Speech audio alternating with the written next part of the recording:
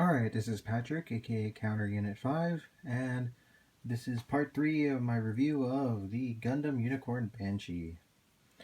Here it is in its destroy mode, and it's definitely the more interesting of the two modes, that's for sure. First of all, one thing you probably noticed is that due to the ankles, the hips, and the waist, he did gain quite a bit in height. So let's bring back the comparisons that I did with the Unicorn, or at least Banshee in Unicorn mode. Alright. Just straighten them out. So there's the Unicorn fully straightened out. First comparison, my 1-to-144 high grade graduation custom. Oh, well, there goes his waist, but as you can see, his height is about this, only up to his waist. So there's that.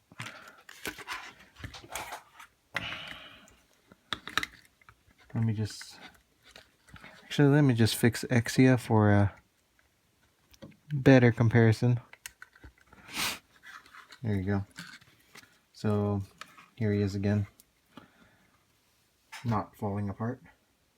But yeah, up to his waist, practically.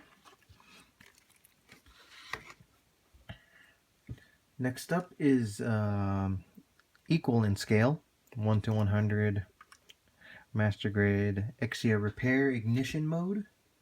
And as you can see, he used to be just only slightly shorter than Banshee in his Unicorn mode, but it's obvious now that Unicorn just towers, well, Banshee, I'm sorry, towers over him. And that actually, same thing goes for the 00 Gundam. I mean, 00 Gundam used to be practically equal in height in Unicorn mode, but now that Banshee is in Destroy mode, still just towers over him. Now, height was a big change, but articulation-wise, not that much. I mean, his head, while being a new shape, hasn't really changed that much. Let me see if I can get a better. There you go. There's his face right there. You can see he has red eyes. He also has a red forehead camera right there, and a red one on the back.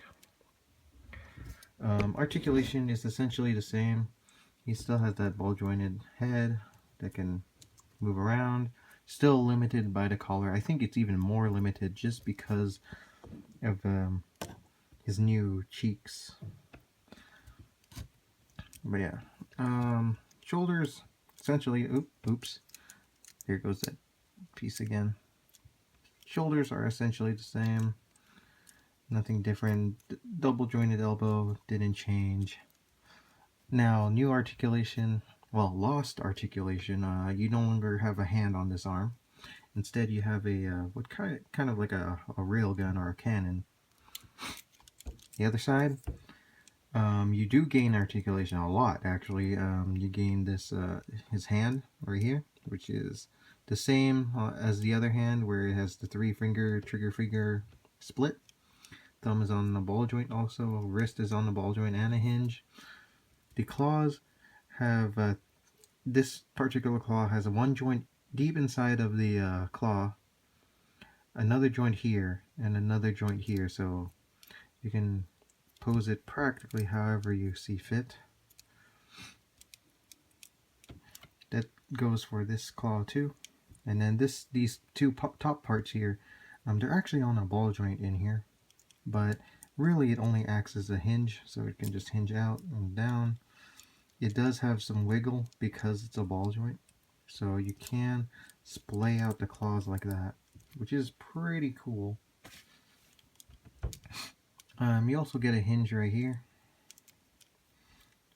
Same thing for both. And let's use 00 Gundam as an example. He can easily just grab a mobile suit like that, pretty easily. So that's pretty awesome if you want to do some dioramas. And Double Gundam wants to do the splits. Off to the side. But yeah, overall, Unicorn Banshee in destroy mode is pretty awesome, especially like when you have the light just shining down, like just in the right angle. As you can see, his chest vents just glow. It's pretty awesome. When the light does not hit it perfectly, though, it doesn't look that great. I mean, you can already see like this kind of looks like orange juice, which is kind of funny. But still, it's pretty awesome. Oh, well, another piece of articulation he also add is that he has a waist ab crunch. Oh, and he does have a swivel too, a waist swivel. So yeah, there's that. It was also in unicorn mode, but now it's more accessible in it's now more accessible in destroy mode. But yeah, so far pretty awesome. Really, the only issues, I guess you could say, is that yes, overall he is not as stable as the unicorn mode. I mean, these pieces like to move. The forearms don't lock in all too well. This front piece right here likes to collapse in, and these like to pop off, and the ankles aren't that bad. But yeah, overall though, he's still pretty good. Some accessories, it's the exact same as before. Now he has access to his beam sabers, so you can take him off.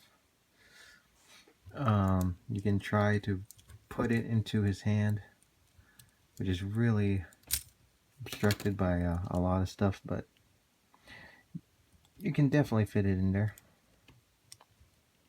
Like that. Let me just replace his other side of the claw.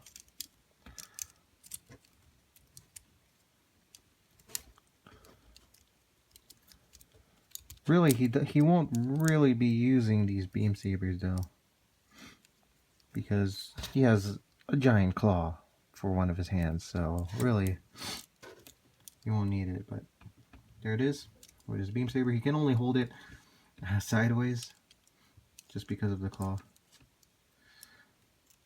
but you know, it's still pretty useful. The cockpit still opens the same way and everything. So yeah, overall, probably my one of my favorite kits.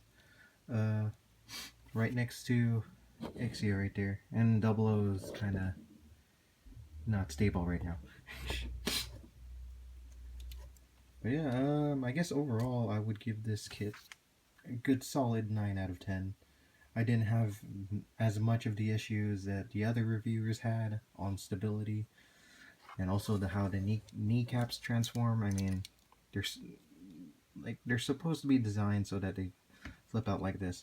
Also, the waist. In the instructions, they specifically tell you to rotate a particular part 180 degrees, and when you do that, it should make it so that when you pop the waist up, it should be impossible to rip it in half, basically. So if you're able to, when you transform it, split it apart, you like that piece is put in improper. You have to flip it 180 degrees before doing anything else. But yeah, so other than that, this is just a really awesome kit. So yeah, this is Patrick, aka Counter Unit 5, and signing off.